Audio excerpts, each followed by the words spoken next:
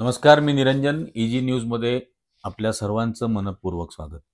Easy न्यूजच्या सर्व दर्शकांना नम्र विनंती की इजी न्यूजचे व्हिडिओज जास्तीत जास्त जणांनी लाईक करा, सबस्क्राईब करा आणि शेअर करा.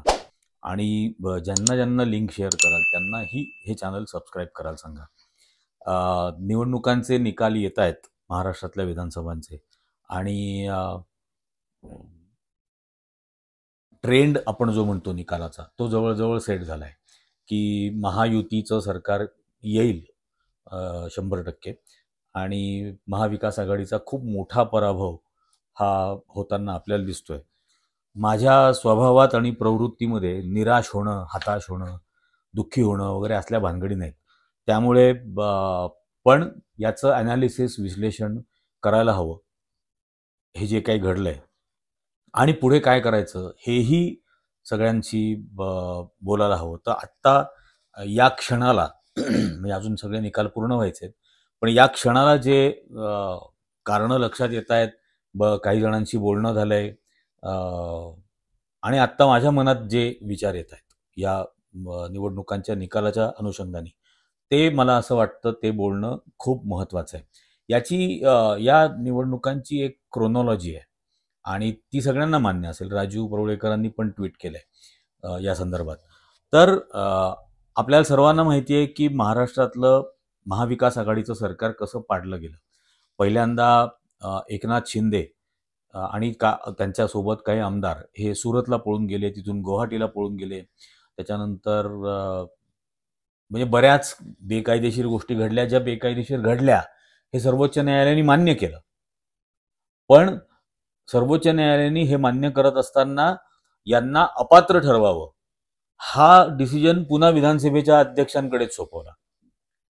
म्हणजे जो त्याच्यामध्ये सामील आहे या सगळ्या बेकायदेशीर कृत्यांमध्ये, राज्यपालांसकट बेकायदेशीर कृत्य केली गेली हे सर्वोच्च न्यायालयाने म्हटलं, पण सर्वोच्च न्यायालयाने त्यांना अपात्र ठरवलं नाही आणि तो अपात्र यांनी ठरवावं, जे स्वतः याच्यामध्ये सामील आहेत या सगळ्या प्रकारात.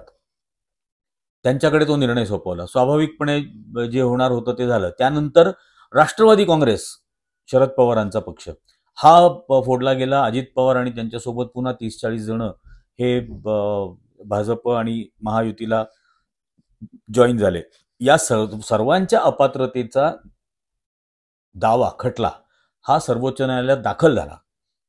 हा सर्वोच्च न्यायालयात दाखल झाल्यानंतर आज तागायत सर्वोच्च न्यायालयाने त्यांना अपात्र ठरवण्याचा डिसिजन दिला नाही गेल्या 2-2.5 वर्षामध्ये. आता हे जर झालं असतं, या सगळ्यांना जर का अपात्र ठरवलं गेलं असतं तर ते निवडणुका लढू शकले नसते. स्वाभाविकपणाने भारतीय जनता पक्षाने या दोन पक्षांना सोबत घेऊन काहीतरी बेकायदेशीर, अत्यंत असंवैधानिक कृत्य केलेलं आहे, गैरसंवैधानिक कृत्य केलेलं आहे. हे महाराष्ट्रात निर्माण झालं असतं, एक मतप्रवाह त्याचा निर्माण झाला असता. ते काहीही होऊ शकलं नाही, कारण की सर्वोच्च न्यायालयाने त्यांना उघड पाठीशी घातलं. ही अवस्था आहे. निवडणूक आयोगाने, म्हणजे ही तर अत्यंत धक्कादायक गोष्ट आहे की शिवसेनेचं पक्षाचं नाव आणि शिवसेना पक्षाची निशाणी ही फुटीर गटाला दिली आणि निशाणीपासून त्यांना दूर केलं. तेच राष्ट्रवादी काँग्रेस बरोबर झालं. म्हणजे इतकी मोडस ऑपरेंडी क्रिमिनल पद्धतीची सेम केली गेली. आणि आपल्याला माहिती आहे, एकनाथ शिंदेंनी तर नरेंद्र मोदी आणि अमित शहाचे मी आभार मानतो की त्यांनी पक्षाचं नाव पण आम्हाला दिलं आणि चिन्ह पण आम्हाला दिलं, हे भाषणात बोलले. देवेंद्र फडणवीस सारख्यांच्याकडून ही वक्तव्य झाली की मी मध्यरात्री हुडी घालून भेटायला जायचो. ती कुठल्या आकाराची हुडी होती देव जाणे, पण हुडी घालून भेटायला जायचे एकनाथ शिंदेंना रात्रीच्या वेळेमध्ये. पक्ष कसा फोडायचा याची सर्व प्लॅनिंग केलं जात होतं. ते 50 खोक्यांची चर्चा झाली. काय ती झाडी, काय ते डोंगर, हे सगळं महाराष्ट्राने पाहिलं, उघड्या डोळ्यांनी पाहिलं. त्यानंतर ज्या वेळेला लोकल स्थानिक स्वराज्य संस्थांच्या निवडणुका होत्या, त्या स्थानिक स्वराज्य संस्थांच्या निवडणुका 2022 पासून 2.5 वर्ष झाली महाराष्ट्रात झालेल्या नाहीत. एकाही महानगरपालिकेत, 27 पैकी एकाही महानगरपालिकेत, जिल्हा परिषदेत या निवडणुका यांनी घेतल्या नाहीत.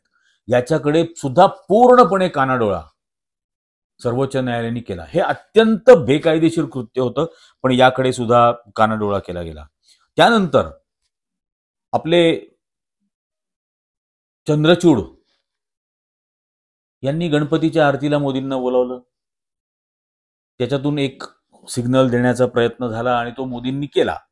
कारण मोदींना तर संविधानाची काही पडली नाहीये, यांना असायला हवी होती चंद्रचूडांना, तर त्यांनी दाखवून दिलं की त्यांनाही काही पडलेलं नाहीये.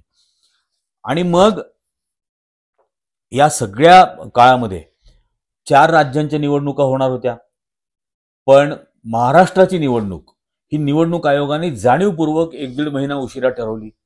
आधी 3 राज्यांच्या निवडणुका करून घेतल्या, महाराष्ट्राची निवडणूक मात्र मागे ढकलली गेली. या ढकललेल्या पिरियडमध्ये ही लाडकी बहीण योजना ही यांनी आणली. बरं, त्यातही 26 तारखेला बजेट सादर केलं जातं, 26 तारखेलाच लाडकी बहीणचा GR निघतो, बजेट मंजूर नसताना हा सगळा प्रकार याच्यामध्ये केला गेला. आणि मग सरकारचा पैसा हा डोल आउट ज्याला म्हणतात त्या पद्धतीने याच्यामध्ये केला गेला. याही बद्दल निवडणूक आयोग पुन्हा शांत राहिलं. याच्याबद्दल काही निवडणूक आयोगाने केलं नाही. नंतर अडानीला धारावीची जमीन हे अडानीला टेंडरही दिलं गेलं. अडानीला त्याच्या बदल्यामध्ये आणखीन 1200 एकर जमीन, जवळजवळ 1 लाख कोटी रुपयेचा फायदा अदानीला याच्यामध्ये होईल अशी तरतूद या सगळ्या प्रकारात केली गेली. आणि मग या निवडणुकांमध्ये जो काही पैशाचा महापूर व्हायलाय, महापूर 50-50, 60-60, 70-70 कोटी रुपये विधानसभा निवडणुकांच्या मतदारसंघांमध्ये उधळले गेले, हेही सर्वांनी पाहिलं. पकडलेल्या रकमाच 5-5 कोटी, 15-15 कोटी, 10-10 कोटी असल्या प्रकारच्या येत होत्या. नाशिक सारख्या ठिकाणी पकडले गेले. या पकडलेल्या रकमा होत्या. न पकडल्या गेलेल्या रकमा किती होत्या याचा काहीही कोणाला या गोष्टीचा अंदाज नाही. नंतर मतदान होतं. मतदान झाल्यानंतर संध्याकाळी निवडणूक आयोग 65% मतदान झालं अशी आकडेवारी जाहीर करतं. दुसऱ्या दिवशी सकाळी ते 66% मतदान झालं असं जाहीर करतं. दुसऱ्या दिवशी संध्याकाळी 67% मतदान झालं असं सांगतं. आणि सगळ्यात धक्कादायक गोष्ट की महाराष्ट्राचं माहिती कार्यालय, महाराष्ट्र सरकारचं माहिती कार्यालय, जे एकनाथ शिंदेला रिपोर्ट करतं, DGIPR, director general of information and public relations, याच्यातर्फे जनसंपर्क कार्यालयातर्फे निवडणूक आयोगाची आकडेवारी निवडणूक आयोगाच्या आधी जाहीर केली जाते आणि ती अनसाइन्ड असते. ही निवडणूक आयोगाची आकडेवारी निवडणूक आयोगाने जाहीर करण्याच्या आधी DGIPRला कशी मिळाली, जो एकनाथ शिंदेला रिपोर्टिंग करतो? का एकनाथ शिंदेची आकडेवारी नंतर निवडणूक आयोग जाहीर करणार होतं? हे अत्यंत संशयास्पद आहे. 2% मतं वाढली महाराष्ट्रात, याचा अर्थ किमान 30-35 लाख मतं महाराष्ट्रामध्ये वाढवली गेली. किमान म्हणजे प्रत्येक मतदारसंघामध्ये महाराष्ट्रातल्या जवळजवळ 12,000 मतं वाढवली गेली. आणि समजा 288च्या 288 मतदारसंघात नाही वाढवली असं जर गृहीत धरलं, 150 मतदारसंघांमध्ये वाढवली, तर प्रत्येक मतदारसंघांमध्ये 20-20 हजार वाढवले गेले. आणि त्याचा परिणाम आज या निवडणुकांच्या निकालामध्ये दिसतोय. या व्यतिरिक्त म्हणजे मला हे माहित नाही महाविकास आघाडीच्या किती पोलिंग एजंट्सनी 17C फॉर्म घेतले होते, किती दक्षता बाळगली होती, मशीन्स लोड केली जात होती, त्यावेळेला ट्रक्स रिकामे होते का, मशीन पुन्हा आणली गेली तेव्हा ट्रक्स लोड करत असताना आधी रिकामे होते का, ज्या वेअर हाऊसेसमध्ये ठेवले ती वेअर हाऊसेस रिकामी होती का, तिथलं CCTV फुटेज दर 4-4 तासांनी मागितलं का, घेतलं का, हे याची काहीही कल्पना नाहीये. पण हे जे उघड उघड डोळ्यावर दिसतंय आणि हे अशा सही न असलेल्या डेटा हा DGIPR तर्फे, माहिती प्रसारण तर्फे, जनसंपर्क तर्फे जाहीर केला जातो. हे अत्यंत धक्कादायक, बेकायदेशीर गुन्हेगारी कृत्य आहे, अक्षरशः गुन्हेगारी कृत्य आहे. निवडणूक आयोगाचा डेटा DGIPRला जाहीर करण्याचा कोणताही अधिकार नाही. आयोगाने जाहीर करण्याच्या आधी क्लिअर कट गुन्हा केलेला आहे. आणि कोण करतो? जो एकनाथ शिंदेला रिपोर्टिंग करतो, जो फडणवीसला रिपोर्टिंग करतो, तो हे करतो. पण हे घडलं. आता या सगळ्या गोष्टीच्या विरोधामध्ये विरोधी पक्ष न्यायालयात जाणार की नाही, आणि न्यायालय न्याय देईल यावरती माझाही विश्वास नाही. पण न्यायालय सुद्धा न्याय देत नाहीये हे पुन्हा एकदा लोकांसमोर आलं पाहिजे. हा जो काही पराभव आहे, हा पराभव फक्त 3 राजकीय पक्षांचा किंवा एका आघाडीचा पराभव नाही आहे. मी महाराष्ट्रामध्ये फिरत होतो. महाराष्ट्रामधली जनमानसाची प्रतिक्रिया काय होती हे डोळ्यांनी बघत होतो प्रत्येक ठिकाणी. मराठवाड्यासारख्या ठिकाणी भाजपचा सुपडा साफ होईल असं वाटत होतं. अख्ख्या मराठवाड्यात फक्त एका मतदारसंघात देवेंद्र फडणवीस प्रचाराला गेले, कुठेही इतर ठिकाणी गेले नाहीत. याचा काय परिणाम होतो हे बघितलं होतं. अनेक बीड सारख्या ठिकाणी, परळी सारख्या ठिकाणी धनंजय मुंडे आणि भाजपची काय दादागिरी होती. कशा पद्धतीने मतदान केंद्रामधलं सीसीटीव्ही फुटेज, सीसीटीव्हीच्या वायर्स हे अधिकाऱ्यांना सांगून कापून घेतल्या जात होता. तिथं बसलेला माणूस हा बेकायदेशीररित्या मतदारांना सांगत होता, अमुक व्यक्तीला मतदान करा, अमुक नंबरचं बटन दाबा. हे कसं होऊ शकतं? पण या सगळ्याकडे कानाडोळा केला गेला. पोलिसांनी पूर्णपणे दुर्लक्ष केलं. ज्या पद्धतीने पैसा वाटला जात होता, बेछूट पद्धतीने पैसा वाटला जात होता, हे सगळं केलं गेलं. आणि मग एक मॅन्युफॅक्चर्ड कन्सेंट, ही निर्माण केलेली सहमती ही कशी लोकांमध्ये पसरवली गेली. म्हणजे ज्या ऍक्सिस इंडियानी लोकसभा निवडणुकींच्या वेळेला 400 पार दाखवलं होतं आणि नंतर तो प्रदीप गुप्ता ऍक्सिस इंडियाचा हा टेलिव्हिजन चॅनलच्या स्टुडिओत रडला होता जेव्हा त्याचा खोटा निघाला सर्वे, तो महाराष्ट्रामध्ये परत 200 पेक्षा जागा भाजपला मिळेल असं दाखवतो इथं. आणि या संस्थेनी किंवा अशा वेगवेगळ्या संस्थांनी केलेला एक्झिट पोल कोणतंही व्हेरिफिकेशन न करता प्रसार माध्यमं आणि समाज माध्यमं, सोशल मीडियावरती ही चालवली जातात. त्यातून लोकांचं ओपिनियन पुन्हा एकदा बनवण्याचा प्रयत्न केला जातो. हे अत्यंत धक्कादायक आणि म्हणजे हा लोकशाहीचा खून आहे, अक्षरशः अशा पद्धतीचा आहे. आणि हे म्हणजे महाराष्ट्राला असं सांगणं आहे की महाराष्ट्रामध्ये वडापाव किंवा कांद्या पोह्यापेक्षा ढोकळा आणि फाफडा जास्त पॉप्युलर आहे, अशा पद्धतीने हे झालेलं आहे. महाराष्ट्राचा गुजरात करण्याचा हा प्रयत्न आहे आणि त्याच्यामध्ये ही हत्या करण्यामध्ये या सगळ्या यंत्रणा सामील होत्या. सत्ताधारी पक्ष, सत्ताधारी आघाडी आणि बाकीच्या सगळ्या व्यवस्था या सगळ्या गोष्टीमध्ये सामील होत्या. या सगळ्या गोष्टीमध्ये हे होत असताना विरोधी पक्षांनी अत्यंत सतर्क राहणं गरजेचं होतं, अत्यंत पाळत ठेवणं गरजेचं होतं. प्रत्येक उमेदवार, त्या उमेदवाराचे प्रतिनिधी यांच्या पाठीमागं स्वतंत्र गाड्या ठेवायला पाहिजे होत्या, प्रायव्हेट सिक्युरिटी त्यांच्या मागं फिरवायला पाहिजे होती. हे सगळं करायला हवं होतं. तरीही लोकशाहीची हत्या झालेली आहे. आणि आता राजकीय पक्षांनी जर का असं म्हटलं हा ईव्हीएमचा घोटाळा झाला, तर एक टिपिकल नॅरेटिव्ह भाजप आणि RSS तर्फे आणलं जाईल की पराभव झाला म्हणून हे रडतायत. या राज्यातल्या प्रत्येक मतदारांनी हा विचार करायचा आहे. आपण आपलं आयुष्य 5 वर्षासाठी सुपूर्द करत असतो, मत देतो त्यावेळेला, आणि नंतर आपण सुपूर्द केलेल्या आयुष्याचा काय खेळखंडोबा केला जातो हे गेल्या 5 वर्षात आपण पाहिलं. कशा पद्धतीने पक्ष फोडले गेले, कशा पद्धतीने सरकार बदललं गेलं. म्हणजे मी याला मत दिलं आणि अरे हा तर इकडे निघून गेला. मी एका विचारसरणीला, विचारधारेला म्हणून मी मतदान केलेलं असतं मतदारांनी, आणि तो भलतीकडेच निघून जातो. आणि हे सगळं इंजिनियर करणारे जे छाती ठोकपणे सांगत होते की मी 2 पक्ष फोडले, याची लाज न वाटत नसताना हे होतं. हा तुम्ही आणि मी विचार करायचा आहे. माझ्या खिशावरती रोज दरोडा घातला जातोय आणि माझ्या नवऱ्याची नोकरी जाते, माझ्या मुलांना नोकरी मिळत नाहीये, माझ्या पोराबाळांचं शिक्षण महाग झालेलं आहे आणि मला ते 1500 रुपये मिळतात म्हणून मी मतदान करणार का? हा विचार करणं खूप गरजेचं आहे.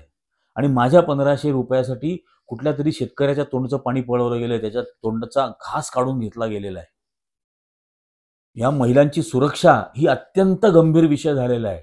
कसं त्या बलात्काऱ्यांना वाचवण्याचा प्रयत्न शासन करतं हे आपल्याला उघड्या डोळ्यांनी बघायला मिळालेलं आहे.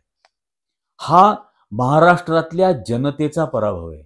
हा महाराष्ट्रातल्या छत्रपती शिवाजी महाराज, शाहू महाराज, महात्मा फुले, डॉक्टर बाबासाहेब आंबेडकर यांच्या विचारधारेचा पराभव आहे, जी स्वातंत्र्य, समता, सामाजिक न्याय या मूल्यांना लोकांसमोर आणते.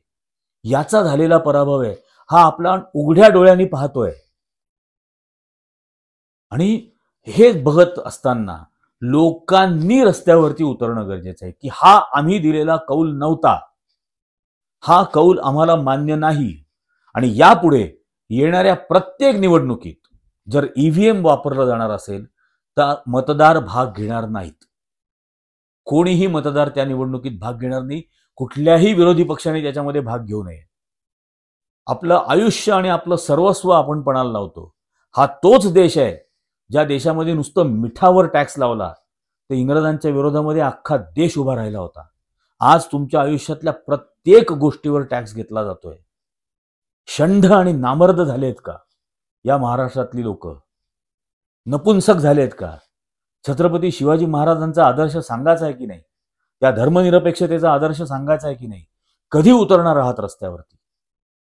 हे षंढासारखं जगणं मान्य नाही मला. त्यामुळे कोण उतरो का न उतरो, ही लढाई आणखीन तीव्रपणाने आम्ही करत राहू. आणखीन तीव्रपणाने करत राहू. चौकात चौकात जाऊन लोकांना जाग करू. झोपलेल्याला गदागदा हलवून उठवू. पण हे करतच राहणार. हे असल्या पराभवांमुळे, मॅन्युफॅक्चर केलेले पराभव, याच्यामुळे हताश होणारे बिलकुल आम्ही नाही. हे आमच्या रक्तात नाही. हा देश स्वातंत्र्य करण्यासाठी ज्या स्वातंत्र्य सैनिकांनी बलिदान दिलं, त्याग केला, ते रक्त आहे आमच्यात. त्यामुळे ते असं थंड होणार नाही. ते थिनरच्या गोळ्यांनी पातळ होणार नाही. हे लढत राहील, लढावंच लागेल. कारण आपल्या पोराबाळांचं आयुष्य, त्यांचं भवितव्य हे नष्ट करण्यासाठी हे सरकार उभं राहत आहे. आपण पाहतोय 2 दिवसापूर्वी या गौतम अदानीचे अमेरिकेतले प्रताप काय झाले आणि त्या प्रतापांच्या पोटी आता भारत सरकारला काय काय तडजोडी कराव्या लागतील त्या एका अडाणीला वाचवण्यासाठी. हा अडाणी भारताला गुलाम करेल, हे लिहून घ्या. आणि या अडाणींनी केलेल्या गुलामीची किंमत या देशातल्या प्रत्येक माणसाला, भाजप आणि संघाच्या माणसांना सुद्धा चुकवावी लागेल. हे निश्चित आहे. फॅसिझम कोणालाच सोडत नसतो, तो यांनाही सोडणार नाही. त्यामुळे हे लढायचं की नाही. एक सुरेश भटांची कविता होती, धुमसतात अजूनी इथल्या चितांचे निखारे, अजून रक्त मागती इथले वधस्तंभ सारे, आसवेच स्वातंत्र्याची आम्हा का मिळावी, अरे पुन्हा आयुष्याच्या पेटवा मशाली. हेच आत्ता फक्त सांगू शकतो. बिलकुल हताश व्हायचं नाही, बिलकुल निराश व्हायचं नाही. पुन्हा आयुष्याची मशाल पेटवायला निघायचं, लोकांना जाग करायचं. आणि हे करू आपण. 100% महाराष्ट्र हे करू शकतो. 100%. ही पण मला खात्री आहे. फक्त ती आग मनामनात लागणं गरजेचं आहे. हे आपण 100% करूयात. आणि पुन्हा एकदा ही लढाई आपल्याला जिंकायची आहे. जिंकूनच दाखवू. वाटेल ती किंमत चुकवू.